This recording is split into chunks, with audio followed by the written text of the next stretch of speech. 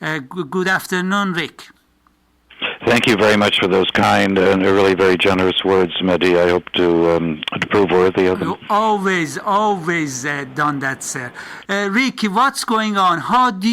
Would you give us a new way of looking at what has happened? Start with July 17th. Yeah, I'd like to, but I may be taking some liberties beyond what you anticipate, because in addition to discussion about the actual event at hand, that is the crash, I don't even say downing, I don't think that's been established, but the crash of a Malaysian civilian airliner over southeast Ukraine with the resultant death, as you mentioned, of some 299 people.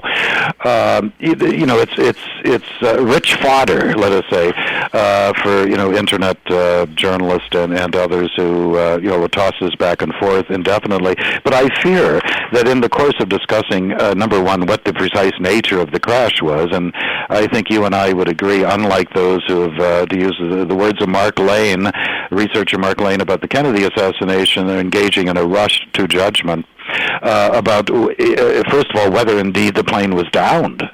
As opposed to suffering, say, a malfunction, engine malfunction or something of the sort and crashing. That has not been ruled out. So people have jumped so far ahead, first of all, to speculatively. And you're correct. The Western news media and Western political and military officials are presuming to have some degree of omniscience, of penetrating almost clairvoyance that permits them to know things without evidence and without reports or witnesses and so forth. So I think we can fairly safely dismiss all that, though we cannot dismiss the deleterious effect it will have on thinking in the United States and worldwide. But having said that, I think a larger issue obtains here, Mehdi, that we really need to address, which is simply this. If the so-called anti-terrorist operation, the ATO, launched by the junta in Kiev, and which has been openly characterized by the current nominal head of state, Petro Poroshenko, the billionaire oligarch, as a war, that's his word, stating that Ukraine is engaged in the first war in its modern history, which say in its history, is now 101 days old, having commenced on April the 15th. The story that is not being picked up, even by alternative media, is there is a war in Europe for the first time since the bombing of Yugoslavia, 78-day bombing of Yugoslavia 15 years ago. There is a war in Europe that is the longest since World War II. And it is being conducted in some instances as close as 20 miles from the border with Russia, in the city of Lugansk. That war is intensifying, has not diminished since the crash of the Malaysian civilian airliner, and that it is moving in now into the cities of Lugansk and Donetsk. Donetsk has 1 million inhabitants. We will soon see total all-out artillery and air attacks on a city of 1 million people. There will be slaughter in Europe that has not occurred since World War II, and people are not paying attention to that, and as you can tell by the tone of my voice, that's something that makes me irate. Yes, I wanted to talk about that actually, and I'm happy that you brought it up, because on July 10th of this year, the Ukrainian Ministry of Health have a press release that said that 478 civilians had died, and including 30 women and 7 children.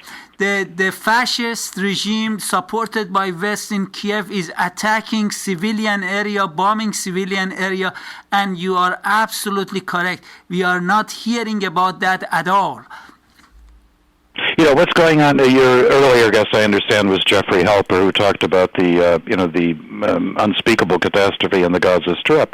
There's a direct correlation between the war being waged against Palestinians in the Gaza Strip by the Israeli Defense Force on one hand, and the war against Russian-speaking Ukrainians in the southeast of that country. Both are wars of ethnocide, ultimately genocide. They are both ethnic cleansing. And what's going on in Europe right now, the war against the people of southeast Ukraine, is ethnic cleansing. It is genocide. Nothing short of that. The fact that some reports are as many as 1.8 million Ukrainians have fled into Russia In addition to hundreds of thousands or tens of thousands who are perhaps internally displaced because of that, and this is going on. And by the way, just to show just how truly, I can't even say insidious so much as dehumanized. The coverage is, the infamous columnist Mark Stein in Canada's National Post today has an article justifying the attacks on Gaza and on southeastern Ukraine simultaneously, and this fellow is so reptilian as to openly invoke the purging of ethnic Jews during the Nazi occupation of Ukraine to justify what? Supporting neo-Nazis in the Ukraine, exterminating people there. I mean, this is the kind of sleight of hand duplicity. Evidently, they're playing on the fact that the average reader of the National Post is so ill-informed or uninformed about history as to swallow some, emotional appeal of that sort. But, what Mr. Stein was attempting to justify in today's National Post is, war of extermination both against Palestinians and against Ukrainians in the southeast of Ukraine. Mr. Mark Stein is he was a DJ, radio DJ, and he didn't make enough money, and so he thought if he become a polemist, a Zionist polemist, that's gonna enrich him, and he was right. He's now really enriched, and that is what kind of journalism we get in our media. But Rick, as you said, those two wars and those two genocide against people, Russian ethnics in eastern Ukraine and Ukrainian too, and the Palestinian are the same, because the day the airplane crash was the same day that the Israeli Zionist leader used to do their ground attack on Gaza. Yeah, there's an interesting correlation, and one wonders if they're not planned for the element of simultaneity. We do have to recollect, for example, 1956, when Israel, along with Britain and France, invaded Egypt and seized the Suez Canal on precisely the same day the Hungarian uprising occurred to distract the Soviet Union and other Warsaw Pact nations. I mean, this has been known to happen, and we're dealing with people who are both quite capable and thoroughly, insidious. So that the possibility of these two actions being synchronized is not to be dismissed as a possibility. 2 days ago, on July 22nd, we had here CBC, which is our public TV. The reporter was in the city of Donetsk and talking to it was being interviewed one of the so-called investigators. And as they were talking to investigators, the bombing were happening in the horizon, by the Kiev, and they did not talk about that bombing and that war. I mean, has been total blackout until a day ago about what's going on in eastern Ukraine, and why the government, if they claim that the Russian-supported rebels downed the airplane, why they did not agree with the ceasefire, so-called investigator go and investigate the crash site? Well, because the crash of the airplane comes, at a horrific human cost, of course, but it comes it's grist to the mill of the Poroshenko junta in Kiev, which now, with the ever-obedient U.S.-dominated global media, and I want to really emphasize that, U.S.-dictated, U.S.-dominated global news media would obediently portray, as you indicated, that Russia, Vladimir Putin himself, perhaps, pushed the button that I'm only exaggerating slightly for effect, that brought down the airplane. If it was brought down, that still has not been established. It was hit by a missile. There are also reports that, of course, Ukrainian government fighter jet fighters were accompanying the plane and could easily. We don't know what happened. And in a way, I have to tell you, except for the relatives of the victims, I don't think it really matters. What the precise nature of the downing of the airplane was, as opposed to, or rather as distinct from, the political purposes it's been placed to, which is far from what you would imagine in a sensible or humane situation. To have a catastrophe, a horrible incident of this sort occur would seem to be reason for pause. For a ceasefire and so forth. Instead, it's been used for the Ukrainian junta and its Western military backers to intensify the war against the people of southeast Ukraine, thereby suggesting that the only one who had a motive in bringing about this catastrophe is the junta in Ukraine and its backers in Washington and in Brussels. I think that's a safe assumption. Yes, but Rick, you are right that you and me may say that it doesn't really matter what's happened. Is the effect of it is important. But the problem is the propaganda that they are showering at us day and night is deceive the general public.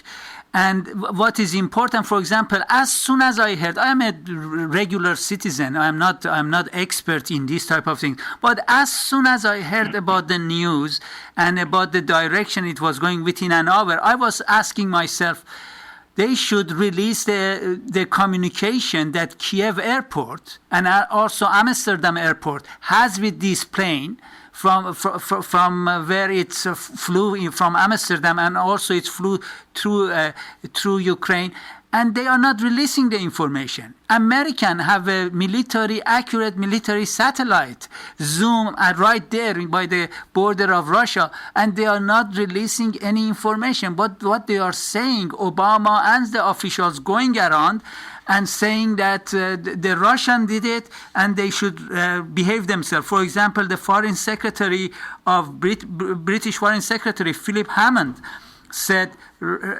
Russia risks becoming a pariah state if it does not behave properly. What do they mean by behaving properly? What do they want from Russia? How Russia should behave properly from their point of view? They want what they've received from Russia, which is capitulation. Let's be perfectly blunt about this. Russian checkpoints have been bombed. Russian customs offices have been bombed. Russian territory has been bombed with Russian civilians killed. Hundreds of thousands at a minimum of Ukrainians have fled across the country as refugees. The Russian embassy in Kiev has been assaulted, and Russia has done nothing. What more do they want from Mr. Putin? To turn over the keys to Moscow to them? You know, I've never seen a major power of Russia. Now, let's keep in mind that Russia is, at least on the books, one of the world's two major nuclear superpowers, basically tolerate 8 months of subversion on its own borders, 100 days plus of war on its own borders, and in many instances across those borders right into Russian territory, and not respond. You know, in what manner? I mean, what do they want? Sure, they want Putin to commit suicide? I mean, he has been, in my estimate, far too accommodating to the West in every respect vis-a-vis Ukraine. Certainly, if this situation were reversed, if we had, for example, the U.S. sponsor a coup d'etat in Ottawa and overthrow the Harper government, install an anti-American regime with Nazi symbols, and to conduct a 101-day war near the U.S. border and fire an occasional shell across the border and kill American citizens, I hardly think, you know, the government and the White House would tolerate it the way that Putin has tolerated what's been done in the Ukraine. What they did, but to explore the issue, to pressure European allies to fall in line with U.S. policy. That was what they wanted. For example, Obama said, some of our European allies have been less enthusiastic, and I hope that the shock of these incidents will see them now more engaged, more willing to take the action which are necessary to bring home to the Russians that when you do these kind of things, it has consequences. So looks like right away, they wanted to use this incident in order to get Germany and Italy and France to support American agenda in eastern Ukraine. They didn't need this or any other incident to get that. As long as the North Atlantic Treaty Organization exists, every European member, which is 26 now members, will bow to the U.S. demand and will march in lockstep with the United States. They always have, they always will. Until that alliance is broken, destroyed, until the North Atlantic Treaty Organization is abolished, then every European nation practically is either a partner or a member of it. Everyone except Russia, to be exact, you know, is a member of either Partnership for Peace and other programs, or a full NATO member, will toe the line as ordered. For example, Canada now is announced their rotating ships for so-called Operation Active Endeavour in the Mediterranean Sea. They're sending out the frigate, the Toronto, to join that. That's a NATO operation that's been going on for 13 years. It is a permanent maritime interdiction and surveillance operation in the Mediterranean. But what the CBC, which you alluded to earlier, how they reported on it today was to bring that warship closer to the scene of action if it needs to go into the Black Sea because of a conflict with Ukraine. So, do you have to pressure Canada, France, Britain, Italy? No, they have the same agenda as the United States does. It's Western imperialism. It's Western militarism. NATO expansion has been very good to merchants of death in Germany and Italy and Sweden, for that matter, and they don't want to see it ended. Obama may have to, engage in the sort of demagoguery you've talked about, but the fact of the matter is, until we break the back of the North Atlantic Treaty Organization, no European country is going to stand up to the United States or act independently of it. You are right, but that sending of the Toronto to Black Sea happened today. It was the announcement, but they also sent jet fighters to Poland and to Estonia and Lithuania and doing exercises and really provoking Russian. Is a real straight down. Sorry to cut you off, Mehdi. I wish they would provoke Russia. The problem is they engage in the most unbelievably provocative acts, and Russia does nothing. Mm-hmm. But if I may, I don't know how many of your listeners are ready to hear this. This is today's Interfax from Russia. They announced that the Russian government, at the expense of the Russian taxpayers, have treated 20-some, maybe 24 Ukrainian soldiers, patched them up, sent them back to Ukraine so they can go back and kill more people in Southeast Europe. This is what the Russian government is doing.